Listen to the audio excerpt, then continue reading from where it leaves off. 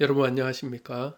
이번 시간에는 18강 오직 은혜 안에 오직 믿음이란 주제로 말씀을 나누겠습니다. 세상에는 많은 찬송가들이 있는데요. 혹시 이 찬송가 여러분 아십니까? 미국 의회 도서관과 크리스처니티 투데이에서 세계에서 가장 유명한 찬송가로 선정했던 찬송가입니다. 또 역사상 가장 많이 녹음된 노래랍니다. 자, 어떤 노래일까요? 자, 한 가지 더 힌트를 주겠습니다. 1997년 한국의 기독교인들을 설문조사했을 때 가장 사랑받는 찬송가 1위로 선정된 곡입니다. 바로 어메이징 그레이스라는 찬송가입니다. 한국어로 번역된 찬송가는 나 같은 죄인 살리신 이 찬송가인데 굉장히 아름다운 곡입니다. 한번 한 소절 들어보겠습니다. Amazing grace, how sweet the sound that saved a wretch like me. I once was lost, but now I'm found. Was blind, but now I see. 예, 굉장히 아름답고 은혜로운 찬송가이지요. 이 찬송가의 주제는 작사를 한 존 뉴턴이라는 분이 굉장히 악한 삶을 살다가 그 죄에서 구원을 받은 그 간증이 담겨 있거든요. 그러니까 이 찬송가는 구원에 초점이 맞춰진 찬송가인데요. 이 찬송가에서 반복해서 중요시 여기는 한 단어가 나옵니다. 한국어로 번역된 찬송 가사를 한번 보겠습니다. 305장 나 같은 죄인 살리신에서 1절, 2절, 3절, 4절. 자, 여기서 공통적으로 소개하고 있는 내용이 뭡니까? 바로 은혜라는 단어예요. 그 1절에서도 나 같은 죄인 살리신 주 은혜 놀라워. 그리고 2절에서도 큰 죄악에서 건지신 주 은혜 고마워. 3절에서도 이제껏 내가 산 것도 주님의 은혜라. 그리고 마지막 4절에서도 거기서 우리 영혼이 주님의 은혜로. 그러니까 하나님과 끊어졌던 죄인으로 살다가 죄에서 구원을 받고 하나님과 함께하게 된 부분이 은혜로 됐다고 그러고, 그리고 살아가는 것도 은혜고, 마지막에 하나님과 영원한 그 삶을 사는 것도 은혜라는 것이죠. 그러니까 처음부터 끝까지 이 은혜란 단어로 계속해서 반복해서 소개하고 있습니다. 자, 우리가 이제 보통 잘 알고 있는 이 구원을 받는 데 있어서는 믿음이 필요하다고 하잖아요. 자, 우리가 잘 아는 내용이죠. 사도행전 16장 31절에 보면 주 예수를 믿으라. 그리하면 너와 내 집이 구원을 받으리라. 그러니까 이제 구원을 받기 위해서는 우리가 믿어야 된다. 그렇게 이제 알고 있기 때문에 사람들은 대부분이 믿음에 초점을 맞춥니다. 그래서 내가 믿으려고 하고 또 다른 사람들한테 믿으라고 하고, 그런데 이제 아까 전에 그 어메이징 그레이스에서 나온 그 찬송 가사에서는 믿음보다 은혜에 대해서 계속해서 소개해주고 있습니다.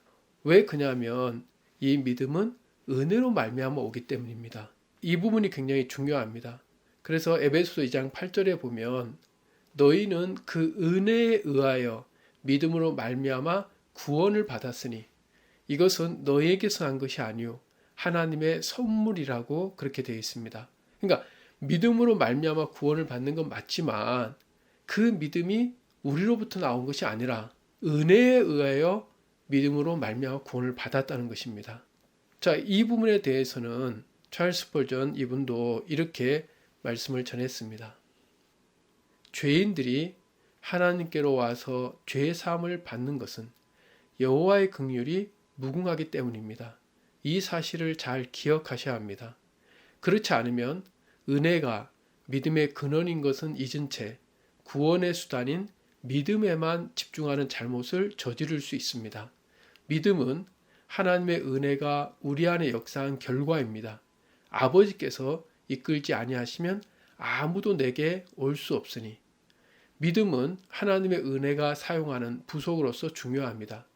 믿음이 수로라면 은혜는 샘물로서 우리 목마름을 해결합니다. 그러니까 이 은혜는 믿음의 근원이라는 거죠. 구원의 수단은 믿음이지만 이 믿음을 창출하는 것은 은혜라는 거예요.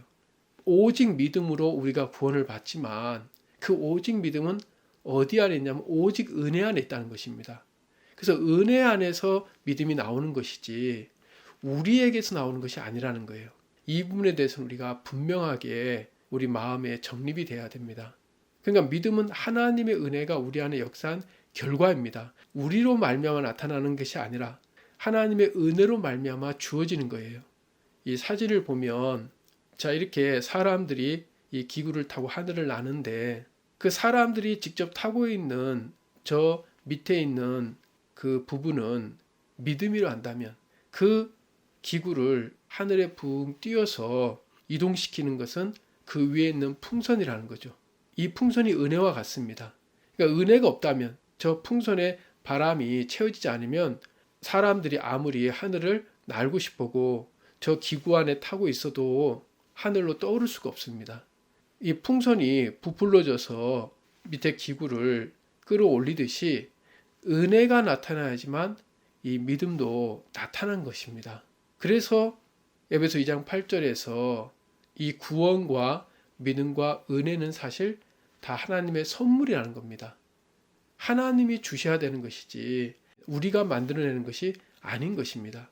그래서 이 부분에 대해서도 마틴 로이 존스 이분은 이렇게 또 설명을 했습니다. 우리는 장시간 결론적으로 믿음이란 우리가 가지고 있는 어떤 재능과 같은 것이 아니라는 것을 알았습니다.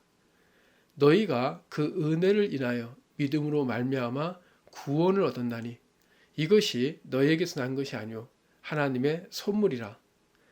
성경 어디에서고 믿음은 하나님의 선물이라고 가르치기에 하나님의 은혜를 입은 자가 아니면 믿음을 가질 수 없습니다. 그러므로 하나님께로부터 부르심을 받은 하나님의 자녀들만이 특별하게 가지는 것이 믿음인 것입니다.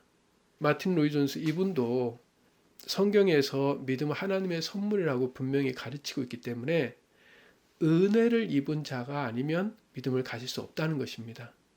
그러니까 하나님의 은혜가 먼저지 믿음이 먼저가 아니라는 거예요. 그래서 로마서 3장 24절에서는 그리스도 예수 안에 있는 속량으로 말미암아 하나님의 은혜로 값없이 의롭다 하심을 얻은 자 되었느니라 이렇게 되어 있습니다. 지금 믿음이 빠져 있어요. 왜 그러냐면 이 믿음은 그 은혜 안에 있기 때문입니다. 하나님의 은혜로 우리가 예수님을 믿는 믿음을 얻어서 구원을 받게 되었다는 겁니다. 이것은 우리로 말미암지 않았기 때문에 행함으로 된 것이 아니라는 거예요. 그래서 에베소 2장 9절 10절에서도 행위에서 난 것이 아니니 이는 누구든지 자랑하지 못하게 함이라. 우리는 그가 만드신 바라. 자 여기 보면 믿음이 만약에 우리에게서 나오는 것이고 우리로 말미암아 나타난 거라면 그로 말미암아 자랑할 수가 있죠. 믿음이 없는 사람을 향해서는 판단하고 본인이 믿음 있는 것을 자기 의로 삼고 자랑할 수가 있습니다. 그러나 하나님은 이 믿음을 하나님의 은혜로 말미암아 되어지도록 했습니다. 자랑하지 못하게 하기 위해서입니다. 그래서 믿음을 가진 우리, 구원을 받은 우리, 하나님 앞에 살아간 우리는 그가 바로 하나님이죠. 하나님이 만드신 바라. 하나님의 작품이고 하나님이 우리를 믿음 가운데 하나님 앞에 살아가도록 그렇게 이끄시고 하나님이 만드시는 그런 존재라는 거죠. 자, 이 부분에 대해서는 또 이 매튜 헨리 이분도 이렇게 주석을 했습니다. 하나님은 율법의 공적이 아닌 예수 그리스도 안에 있는 믿음을 통해 죄인들을 구원하신다. 이 믿음을 통해 죄인들이 복음의 크나큰 축복에 참여함으로 믿음과 구원은 하나님의 선물이다. 우리가 믿음을 통해 구원을 얻는데 그 믿음은 전적으로 하나님의 은혜에 의한 것이다. 우리는 그가 만드신 바라는 말씀은 모든 것이 은혜로 말미암는다는 사실을 나타낸다. 자, 여기 보면 에베소서 2장에 나오는 우리는 그가 만드신 바라는 이 말씀은 모든 것이 은혜로 말미암다는 것입니다. 은혜로 우리가 구원을 받고 은혜로 우리가 하나님의 자녀로 살아가는 이것이 결정되는 것이지 은혜가 빠지면 아무것도 되어지지 않는 거예요. 특히 이 주석에서 믿음이 어디 있느냐를 설명해 주고 있습니다. 바로 예수 그리스도 안에 있는 믿음을 통해 이렇게 돼 있잖아요. 그러니까 우리 안에 있는 믿음이 아니란 거예요. 우리가 믿음을 갖고 있으면 그 믿음을 사용해서 구원을 우리가 받을 수 있는데 문제는 이 믿음이 우리 안에 있지 않다는 거죠. 예수님 안에 있다는 거예요. 자, 그래서 갈라디아서 2장 16절에서도 사람이 의롭게 되는 것은 율법의 행위로 말미암이 아니요 오직 예수 그리스도를 믿음으로 말미암는 줄 알므로 우리도 그리스도 예수를 믿나니 이렇게 되어 있는데 킹 제임스 성경을 보면 by the faith of Jesus Christ 돼 있거든요. 그러니까 우리의 믿음의 의회가 아니란 거죠. the faith 믿음인데 여기에 더라는 단어가 붙었잖아요. 이 더는 정관사로 유일하다는 거죠. 그 유일한 믿음은 어디 안에 있느냐? of Jesus Christ. 그러니까 예수님 안에 유일하고 진정한 믿음이 예수님 안에 있다는 거죠. 그리고 이것만이 참된 믿음이에요. 예수님이 가진 믿음만이 참된 믿음이지 인간이 가진 믿음은 참된 믿음이 아니라는 겁니다. 그래서 예수님의 믿음을 얻어야 되는 거예요. 그리고 그 믿음으로 말미암아 믿어야지만이 바르게 믿는 믿음인 겁니다. 자, 그래서 디모데후서 3장 15절에서는 성경은 능히 너로 하여금 그리스도 예수 안에 있는 믿음으로 말미암아 구원에 이르는 지혜가 있게 하느니라 이렇게 되어 있습니다. 역시 여기도 우리 안에 있는 믿음이 아니라 그리스도 예수 안에 있는 믿음이라는 거죠. 그리고 디모데전서 1장 14절에서도 주의 은혜가 그리스도 예수 안에 있는 믿음과 사랑과 함께 넘치도록 풍성하였도다. 역시 이 믿음은 어디에 있냐면 그리스도 예수 안에 있다는 거죠. 또 디모데후서 1장 13절에 보면 너는 그리스도 예수 안에 있는 믿음과 사랑으로서 내게 들은 바 바른 말을 본받아 지키고. 그러니까 이 믿음이나 사랑은 우리 안에 있는 게 아니에요. 하나님이 믿으라고 말씀하시고 또 사랑을 베풀라고 할 때 우리가 착각을 하면 내가 믿으려고 애를 쓰고 내가 이웃을 사랑하려고 애를 쓰게 된다는 거죠. 그러나 우리에게서 나오는 믿음이나 우리에게서 나오는 사랑은 사실 가짜 믿음과 가짜 사랑입니다. 온전한 믿음과 온전한 사랑이 아니에요. 온전한 믿음과 온전한 사랑은 예수님 안에만 있습니다. 그래서 그분의 믿음과 그분의 사랑으로서 내게 들은 바 바른 말을 본받아 지키고 하는 것처럼 하나님의 계명이나 하나님의 말씀을 따르고 지키는 것이 그게 참된 믿음의 삶인 겁니다. 그래서 여기 히브리 13장 2절에서도 믿음의 주요 또 온전하게 하시는 이인 예수를 바라보자 이렇게 되어 있습니다. 여기 또 킹제임스 성경에서도 디오드란 말이 있는데 역시 더라는 단어가 붙었잖아요. 그러니까 우리 믿음의 유일한 창작자와 창시자는 예수님밖에 없다는 거죠. 예수님으로 말미암아 우리가 온전한 믿음을 가질 수 있는 거예요. 그래서 예수님과 우리가 마음이 하나가 되고 같은 믿음을 가지는 겁니다. 그러니까 예수님에게만 참된 믿음이 있는 거예요. 그래서 데살로니가 후서 3장 2절에서는요. 믿음은 모든 사람의 것이 아니니라 되어 있습니다. 영어 성경은 더 분명하죠. 모든 사람은 믿음을 갖고 있지 않다. 그러니까 믿음은 우리에게 없는 거예요. 근데 왜 믿으라고 하느냐? 그것은 믿으려고 애를 써야 되는 게 아니고 이 믿음의 주이신 믿음을 갖고 계신 예수님의 은혜로 말미암아 믿음을 얻어서 그 믿음으로 살아가는 것이고 또 자신에게 믿음이 없더라도 예수님에게 있는 믿음을 의지하라는 겁니다. 이 믿음이 우리의 것이 아니기 때문에 우리가 믿음을 가졌다면 그것은 우리로 말미암은 게 아니에요. 하나님이 주신 것이죠. 그래서 믿음은 각 사람의 분량에 따라서 차이가 있다는 겁니다. 그래서 로마서 12장 3절에서는 내게 주신 은혜로 말미암아 너희 각 사람에게 말하노니 마땅히 생각할 그 이상의 생각을 품지 말고 오직 하나님께서 각 사람에게 나누어 주신 믿음의 분량대로 지혜롭게 생각하라 이렇게 되어 있습니다. 그러니까 은혜로 말미암아 하나님이 각 사람에게 나누어 주신 믿음의 분량이 있습니다.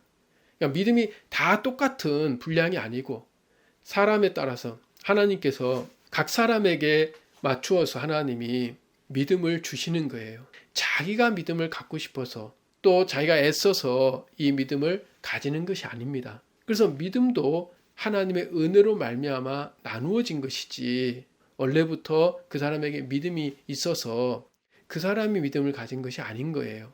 그래서 로마서 14장 2절 3절에서는 이렇게 바울이 충고하고 있습니다. 어떤 사람은 모든 것을 먹을 만한 믿음이 있고 믿음이 연약한 자는 채소만 먹느니라. 먹는 자는 먹지 않는 자를 업신여기지 말고 먹지 않는 자는 먹는 자를 비판하지 말라. 이는 하나님이 그를 받으셨음이라. 믿음의 어떤 분량을 지금 설명해 주고 있습니다. 어떤 사람은 모든 걸 먹을 만한 믿음이 있어요. 그것은 하나님이 그에게 그 믿음을 주신 것이고 또 그 믿음이 아니라 연약한 믿음을 하나님께 받은 자가 있어요. 그 사람은 채소만 먹을 수밖에 없는 거죠. 그때 이제 바울이 지금 충고를 주는 것이 먹는 자, 다시 말하면 믿음이 있는 자는 먹지 않는 자, 믿음이 없는 자를 업신여기지 말라는 거죠. 그래서 하나님을 말미암았다는 거예요. 반대로 먹지 않는 자, 자 믿음이 없는 자는 먹지 못합니다. 자 믿음이 없는 자는 또 먹는 자를 또 비판하지 말라는 거예요. 그러니까 믿음이 있는 자를 또 판단하지 말라는 거죠. 먹는 자나 먹지 않는 자나 다 누구로 말미암았기 때문에 하나님이 그렇게 허락하셨기 때문에 하나님이 그들을 받으신 거죠. 하나님이 다 품고 계시고 하나님께서 이끌고 계시기 때문에 먹는 자나 먹지 않는 자 그걸 갖고 문제 삼지 말라는 거예요. 하나님께서 필요에 의해서 믿음을 주시기도 하고 하나님 필요에 의해서 또 주시지 않을 때도 있는데 그때 하나님이 가장 합당하게 이끄신다는 하나님을 믿는 믿음을 가지고 살아가라는 거예요. 그것이 자기 믿음으로 사는 것이 아니라 하나님이 가지신 믿음으로 사는 것입니다. 그렇기 때문에 우리가 믿음이 있다고 해서 원래부터 우리가 믿음 있는 자가 아니에요. 은혜를 입어서 믿음을 가졌을 뿐이라는 거죠. 그래서 예수님도 요한복음 2장 23절 24절에 보면 많은 사람이 그의 행하시는 표적을 보고 그의 이름을 믿었으나 예수는 그의 몸을 그들에게 의탁하지 아니하였으니 이는 친히 모든 사람을 아심이요 이렇게 되어 있습니다. 자, 이 이야기가 무슨 이야기냐면 여러분 사람들이 예수님이 행하시는 표적을 보면서 막 놀라면서 아 예수님은 진짜 대단한 분이다. 저분은 하나님이 보내신 분이다. 그러면서 예수님을 믿었어요. 하지만 예수님은 당신을 믿는 사람들에게 당신을 의탁하지 않았습니다. 예수님은 그들이 원래 누군지를 아시는 거죠. 원래부터 그들에게 믿음 있는 존재가 아니에요. 그 믿음도 하나님으로부터 받았기 때문에 가진 것이지 하나님이 허락지 않으면 그들은 절대 믿을 수가 없거든요. 예수님은 그래서 그들을 믿는 게 아니라 하나님을 믿는 믿음으로 그들을 대하는 거예요. 그들이 믿었다고 해서 그들이 잘 따랐다고 해서 그들이 하나님과 함께 한다고 해서 그들에게 당신의 몸을 의탁하지 아니하셨다는 거죠. 하나님의 은혜 입지 않으면 그들은 언제든지 예수님을 버릴 수 있는 사람들이기 때문입니다. 심지어 예수님을 3년 동안 따라다녔던 제자들은 어땠습니까? 자, 여기 보면 지금 예수님이 십자가에 못 박혀 돌아가기 전에 로마 군인들한테 잡혀서 끌려가실 때 베드로는 지금 다 울기 전에 3번 부인을 했습니다. 여러분 다른 제자들은 둘째치고 베드로는 그래도 예수님의 수제자라고 할 만큼 예수님을 다른 누구보다도 더 믿고 따랐던 사람이잖아요. 근데 그런 베드로조차도 오른쪽에 있는 여자 하인 앞에서 예수님을 부인했잖아요. 그래서 베드로는 정말 고통스러워했는데 사실 예수님이 알고 계셨습니다. 그래서 예수님이 잡혀가기 전에 예수님은 이미 제자들한테 이렇게 말씀하셨습니다. 오늘 밤에 너희가 다 나를 버리리라. 예수님은 아시는 거예요.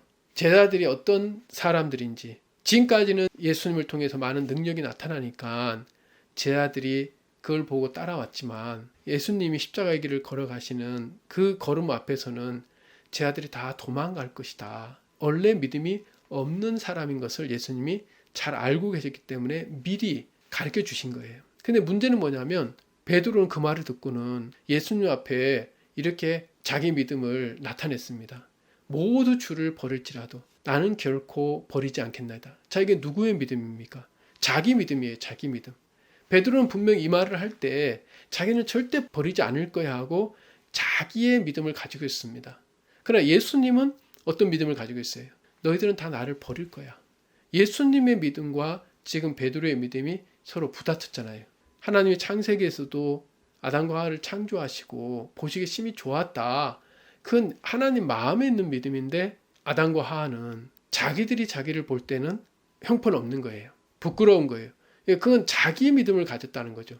하나님의 믿음으로 자기를 보면 자기는 하나님 보시기에 좋은 그런 존재였지만 하나님 마음에 있는 자기를 향한 믿음을 얻지 않고 그 믿음으로 자기를 보지 않고 자기 믿음으로 자기를 보니까 자기는 부끄러운 자인 거예요.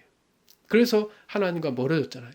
지금도 마찬가지입니다. 하나님이 우리 이제 하나님을 떠난 사람들을 향해서 선을 행한 자가 없으니 하나도 없다. 그게 이제 하나님 마음에 우리 인류를 향한 믿음인데 사람들은 그 믿음으로 안 살거든요. 그래도 난 선한 게 있어. 난 그래도 할 수가 있어. 그렇게 하나님의 믿음으로 살지 않잖아요. 둘째 아들이 아버지를 떠났을 때 마찬가지입니다. 둘째 아들도 아버지가 둘째 아들을 향해 가진 믿음이 있어요. 너는 나를 떠나서는 성공할 수가 없어. 그것이 둘째 아들을 향해 가진 아버지의 믿음이지만 이 둘째 아들은 그 아버지의 믿음으로 자기를 대하지 않고 나는 아버지를 떠나서도 내가 할 수 있어 하고 자기 믿음을 가지잖아요. 그 믿음을 가지고서는 아버지와 함께 못 사니까 자기 믿음을 가지고 아버지를 떠났습니다. 그리고 그 믿음을 가지고 살아봤어요. 근데 결국 어떻게 됐습니까? 자기 믿음대로 안 되는 거예요. 왜? 자기 마음에 있는 믿음은 가짜 믿음이거든요. 자기를 정확히 모르는 데서 오는 믿음이에요. 이런 믿음이란 것은 정확히 알아야 되거든요. 그러니까 모든 걸 아신 하나님 마음에 있는 믿음만이 참된 믿음이에요. 근데 우리는 불완전하면서 앞일도 모르면서 정확하게 알지도 못하면서 부분적으로 알고 있으면서 자기 나름대로 믿음을 가집니다. 그렇기 때문에 그 믿음은 온전하고 참된 믿음이 아니기 때문에 반드시 가짜인 것이 드러나요. 그래서 둘째 아들도 결국은 자기 믿음이 무너지잖아요. 그리고 아버지의 믿음 안으로 돌아오잖아요. 그게 진짜 이 믿음을 얻는 은혜 있는 길입니다. 지금 베드로도 마찬가지죠. 예수님 이미 이들이 이렇게 버릴 거란 걸 알고 계셨어요. 그래서 예수님이 또 뭐라고 말씀하셨냐면 그러나 내가 살아난 후에 너희보다 먼저 갈릴리로 가리라 이렇게 말씀하셨습니다. 자, 이게 보면 예수님은 십자가에 못 박히는 그 형벌을 당하시는데 마음에 믿음이 있어요. 어떤 믿음? 내가 죽었을지라도 3일 후에는 살아난다. 그 당시 어떤 누구도 십자가에 못 박혀서 살아날 거라고 생각한 사람 아무도 없었습니다. 다시 말하면 아무도 그 믿음을 가지지 않았어요. 그러나 예수님은 그 믿음이 있었습니다. 내가 비록 십자가에 못 박혀 죽게 되지만 장사 지낸 지 3일 만에 난 살아난다. 그리고 실제로 살아나셨잖아요. 그러니까 예수님의 믿음만이 참된 믿음이라는 거죠. 그래서 예수님은 살아난 후에 대해서도 제자들한테 이야기해 주고 계시는 겁니다. 너희보다 먼저 갈릴리로 가리라. 이 의미가 중요해요. 너희보다 먼저. 그러니까 예수님은 먼저 제자들을 앞서서 나는 너희들을 만나러 가겠다는 거죠. 어디로? 갈릴리. 자, 이 갈릴리가 굉장히 중요합니다. 여러분, 갈릴리는 예수님과 제자들이 처음으로 만났던 장소였어요. 근데 갈릴리에 예수님이 제자들을 찾아오셨어요. 그리고 약속을 하셨죠. 내가 너희를 사람을 낚는 어부가 되게 하리라. 그러니까 내가 하리라. 이거는 예수님의 믿음이란 거죠. 제자들은 자기들이 사람을 낚는 어부가 되고 싶은 마음도 없고 되려고 애쓰지도 않았어요. 이건 예수님의 믿음, 그 예수님의 믿음에서 나온 약속이란 거죠. 예수님이 너희들 사람을 낚는 어부가 되라. 그렇게 말씀하지 않았다는 거죠. 왜? 예수님은 그들의 믿음으로 그들을 이끌 수가 없다는 걸 아시죠. 그래서 당신의 믿음, 당신이 그렇게 만들어 주겠다고 하시는 거예요. 제자들과 상관없이. 자, 제자들은 분명히 3년 동안이나 예수님을 따라다녔지만 결국 예수님이 잡혀가실 때 다 도망가고 다 예수님을 버렸잖아요. 베드로는 내가 결코 버리지 않겠습니다 하고 자기 나름대로 믿음이 있는 것 같았지만 그 믿음이 진짜가 아니었기 때문에 실제로는 예수님을 버릴 수밖에 없었습니다. 근데 중요한 건 뭐냐면 예수님은 그들을 버리지 않으시는 거예요. 예수님은 믿음이 있으신 거예요. 지금 이들의 모습과 상관없이 나중에 사람을 낚는 어부가 될 거다. 그렇게 예수님 만드실 믿음이 있었어요. 그게 은혜의 약속입니다. 하나님이 우리에게 뭘 하라고 하시는 말씀은 사실 모두가 하나님께서 그렇게 해주시겠다는 약속입니다. 약속. 믿음 없는 나보고 하라고 하는 게 아니라 하나님께서 그렇게 만들어주겠다는 약속이에요. 지난 시간에 우리가 음식이 없어 줄인 자에게 그냥 배부르게 하라, 그렇게 하지 말라고 하셨잖아요. 음식을 주어서 배부르게 하라는 거죠. 그처럼 하나님 편에서 우리한테 뭘 지시하실 때, 어떤 말씀하실 때, 어떤 계명을 주실 때는 믿음이 없고 능력이 없는 우리 보고 하라는 것이 아니라 내가 너희들한테 믿음을 주고 능력을 주고 그렇게 할 수 있도록 하게 하신다는 거거든요.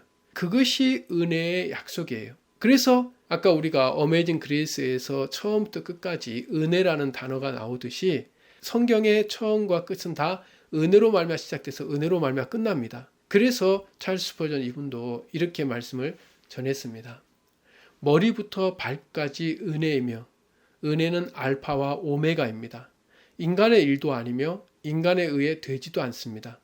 원하는 자로 말미암지도 않고 애쓰는 자로도 말미암지 않습니다. 오직 은혜를 베푸시는 하나님이 모두 하시는 것입니다. 그러므로 오직 믿음의 법으로 인해 피조물의 자랑은 있을 수 없습니다. 여기서 지금 찰스 스펄전 이분이 강조하고 있는 부분은 은혜로 말미암아 다 되어지는 거예요. 머리부터 발끝까지 은혜는 알파와 오메가는 겁니다. 처음부터 마지막까지 은혜로 되어지는 거예요. 그 은혜란 건 딴 게 아닙니다. 피조물인 인간으로 말미암아 되어지는 것이 아니라 우리가 원한다고 해서 우리가 애쓴다고 해서 되는 것이 아니라 은혜를 베푸신 하나님으로 말미암아 모두가 되어지는 것입니다. 그래서 이 은혜를 베푸시는 예수 믿는 믿음을 가지면 사실 우리의 연약하고 부족하고 또 잘못된 것이 문제가 안 됩니다. 자, 그래서 초대교회 때 가장 문제가 많았던 교회는 고린도 교회였는데 그 고린도 교회에 바울이 그들의 잘못을 지적하면서 가장 먼저 언급한 부분이 있습니다. 그것이 이 말씀입니다. 주께서 너희를 우리 주 예수 그리스도의 날에 책망할 것이 없는 자로 끝까지 경고케 하시리라. 자, 지금 바울의 마음에는 고린도 교회 형제 자매들이 많은 문제가 있었지만은 예수 그리스도 안에 있는 믿음이 바울에게는 있습니다. 그러니까 비록 너희들이 여러 부분으로 잘못하고 악한 부분이 나타날지라도 주께서 너희를 우리 주 예수 그리스도의 날에 책망할 것이 없는 자로 끝까지 경고케 하실 것이다. 이 믿음이 있는 거예요. 그러니까 바울의 마음에 쉼을 가지고 그들한테 책망을 하는 겁니다. 잘못을 얘기하더라도 잘못한 그 사람들하고 싸우고 그 사람들하고만 문제 삼고 그 사람들고 바꾸라는 게 아니라 바울의 마음엔 쉼을 가지고 예수님이 너희들을 바꾸실 것이다. 그들의 잘못을 얘기하기 전에 이 말씀을 먼저 얘기했거든요. 그러니까 너희들도 그 믿음을 가지라는 거예요. 비록 너희들이 잘못하고 악하지만 예수님이 너희들을 바꿀 거라는 것을 믿기를 바라는 거죠. 그 믿음으로 너희들이 은혜를 입어서 변화가 되고 죄에서 벗어나고 하나님과 함께하는 복된 삶을 바울이 충고하고 있는 것입니다. 이 은혜 안에 있으면 사실 결코 우리가 불행하거나 망할 수가 없어요. 여러분 혹시 이 사진 보신 적 있으십니까?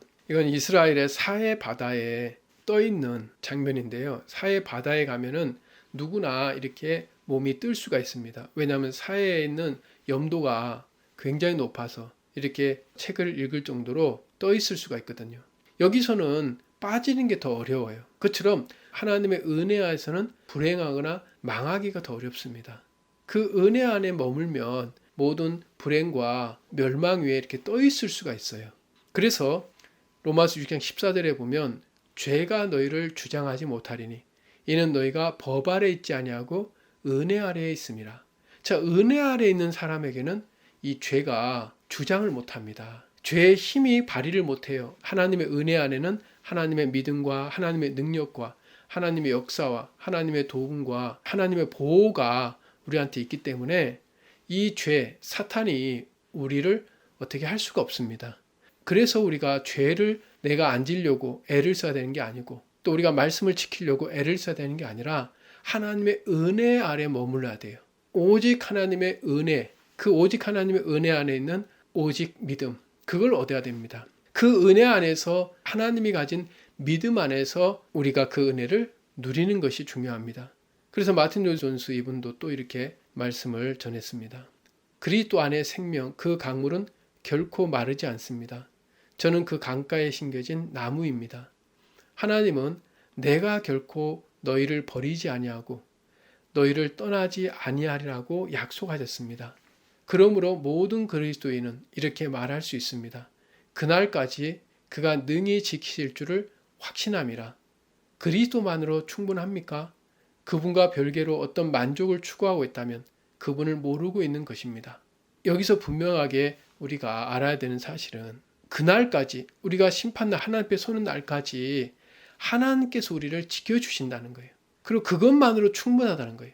내가 나를 지키려고 또 내가 하나님과 함께 하려고 애를 써야 되는 게 아니고, 우리를 구원하시고 우리의 모든 죄를 다 사해 주시고 또 우리를 하나님과 화목해 하시고 우리가 하나님과 동행할 수 있도록 그렇게 인도하시는 예수 그리스도만으로 충분한 거예요. 그 예수 그리스도 안에 있는 그분의 믿음만으로 충분하다는 겁니다. 그분의 믿음만 우리가 의지하면 되는 거예요. 그분이 끝까지 우리를 지키시고 또 우리를 바꾸시기 때문입니다. 그래서 찰스 스펄전 이분도 또 이렇게 말씀을 전했습니다. 은혜는 영광스러운 언약이다. 오직 긍휼과 절대적 은혜에 기초하기에 우리의 행위와 전혀 상관이 없다. 그러므로 그 언약은 안정성에 있어 다른 모든 것을 능가한다. 새 언약은 하나님의 언약이므로 불변하는 언약이다. 그 언약 안에 내가 해야 할 일이 있다면 그 언약은 안전하지 못하다. 하지만 은혜의 언약은 하나님의 행위에만 의존한다. 그래서 그 언약 안에 있다면 나의 영혼은 천국의 정금길을 걷는 것처럼 절대적으로 안전하다. 여러분, 이 하나님의 언약이 왜 안전하냐면 하나님이 하시겠다는 약속이잖아요. 우리 보고 하라는 약속이 아니라 하나님께서 이루시겠다는 약속이에요. 이 구약은 우리 보고 하나님 율법을 주셔서 너희들이 지키라는 말씀이라면, 이 신약의 새로운 언약은 하나님이 모두 하시겠다는 거예요. 그래서 그 하나님의 언약 안에 있으면 하나님이 다 하시고 하나님의 행위에만 의존하기 때문에 그 온전한 하나님은 온전히 이루시잖아요. 그분이 약속하시고 그분이 이루시지 못한 건 없습니다. 그분은 전지전능하시고 그분은 신실하신 분이기 때문에 그분의 약속 안에 우리가 머물면 그 약속 안은 가장 안전한 곳이라는 거예요. 그 약속 안에서 신앙생활을 하는 것이 가장 바르고 참되고 온전한 신앙생활인 것입니다. 그분이 어떻게 나를 바꾸시고 나를 만드시고 그분이 어떻게 나를 끝까지 경고케 하시는지를 우리는 지켜보기만 하면 되는 것입니다. 자, 그래서 여기 이제 이 책은 은혜 영성의 파워라고 해서 부제목이 내가 아닌 그리스도로 사는 삶입니다. 그래서 내가 아닌 그리스도로 사는 삶에 대한 그 내용으로 되어 있는데요. 이 저자가 이렇게 이제 이 책에서 고백하고 있습니다. 나는 27년 동안 예수님을 믿었다. 그러나 그분의 은혜를 깨닫기 시작한 것은 불과 5년밖에 되지 않는다. 인간의 문제는 행위에 있는 것이 아니다. 그러나 현대교회는 행위에 초점을 맞추어 승리를 경험하도록 가르친다. 예수님을 전적으로 의지한다는 것은 내 의지로 섬기는 것이 아닌 예수님의 생명이 우리를 통해 나타나도록 하는 것이다. 우리 자신의 힘으로 그리스도인다운 삶을 사는 것이 불가능하다는 사실을 깨닫는 것이 하나님이 허락하신 복이다. 완전히 새 사람이 된 우리가 할 수 있는 일은 주님이 우리의 삶을 인도하신다는 것을 믿으며 은혜의 삶을 사는 것이다. 자, 이 책에서 초점을 맞추고 있는 것은 은혜는 행위하고 다르다는 거예요. 인간의 행위에 의해서 신앙생활이 되는 게 아닌데, 지금 현대교회에서는 너무나 많은 교회들이 행위에 초점을 맞춰서 예수님을 따르고 예수님을 닮아가게 하고 예수님을 믿도록 한다는 거죠. 그러나 실제로는 예수님을 전적으로 의지하는 건 우리가 나타나는 게 아니에요. 우리의 의지로, 우리의 믿음으로, 우리의 어떤 열심으로 되는 게 아니라 예수님의 생명이 우리를 통해 나타나고 예수님의 믿음이 우리를 이끌어가는 그 삶을 사는 것이 참된 신앙이라는 겁니다. 그래서 마지막 부분에 이 부분이 중요합니다. 완전히 새 사람이 된 우리가 할 수 있는 일은 주님이 우리의 삶을 인도하신다는 것을 믿으며 은혜의 삶을 사는 것이다. 그러니까 우리의 믿음으로 사는 것이 아니라 주님이 우리의 삶을 복되게 바르게 끝까지 인도하신다는 것을 믿는 거예요. 그분이 가진 믿음을 우리가 얻는 거고 그분의 믿음을 따라서 우리가 사는 거예요. 그게 은혜의 삶을 사는 것입니다. 그래서 시편 145편 17절에서는 여호와께서는 그 모든 행위에 의로우시며 그 모든 일에 은혜로우시다 이렇게 되어 있습니다. 그러니까 하나님은 의로운 행위일 뿐만 아니라 은혜로 그 모든 일들을 하시는 거예요. 그러니까 우리에게 주어지는 모든 것들은 다 하나님의 은혜로 되어지는 것이지 은혜가 빠지면 안 됩니다. 은혜에서 벗어난 것은 다 하나님의 일에서 벗어난 것이고 하나님과 멀어지는 것이고 하나님과 끊어지는 거예요. 그래서 고린도전서 2장 12절에서는 우리가 세상의 영을 받지 아니하고 오직 하나님으로부터 온 영을 받았으니 이는 우리로 하여금 하나님께서 우리에게 은혜로 주신 것들을 알게 하려 하심이라. 여러분 여기 보면 세상의 영이 있고 하나님도 온 영이 있잖아요. 세상의 영의 지배를 받는 사람은 하나님의 은혜가 그 마음에 없어요. 그러나 하나님으로부터 온 영, 성령이죠. 이 성령이 충만한 사람들 마음속에는 은혜도 충만합니다.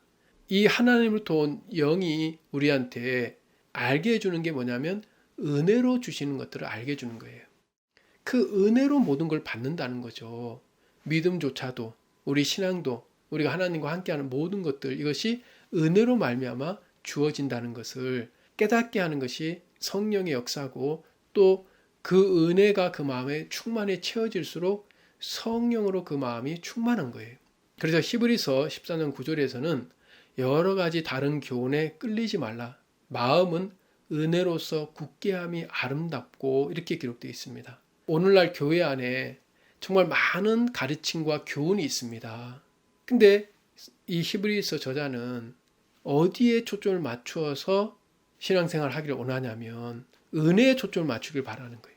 이 은혜에 초점을 맞출 때 그 마음이 강해지고 아름다운 겁니다. 근데 은혜에서 벗어난 교훈이라면은 그 교훈은 하나님과 마음이 멀어지게 만드는 교훈이고 가르침이고 교리입니다. 그래서 여러 가지 다른 교훈, 이것은 은혜에서 벗어난 교훈을 말해요. 은혜와 상관없는 교훈과 교리와 가르침에 끌리지 말고 미혹당하지 말고 알파와 오메가로 가르쳐 주시는 은혜, 또 우리를 이끄시는 하나님의 은혜, 그 은혜 안에 머물라는 거죠. 그 은혜를 통해서 하나님이 가진 우리를 향한 믿음, 우리가 그 믿음으로 산다면 정말 복되고 아름다운 그런 신앙생활과 삶을 살 수가 있습니다. 자, 오늘은 여기까지 우리가 말씀을 나누겠습니다. 다음 시간에 뵙겠습니다. 감사합니다.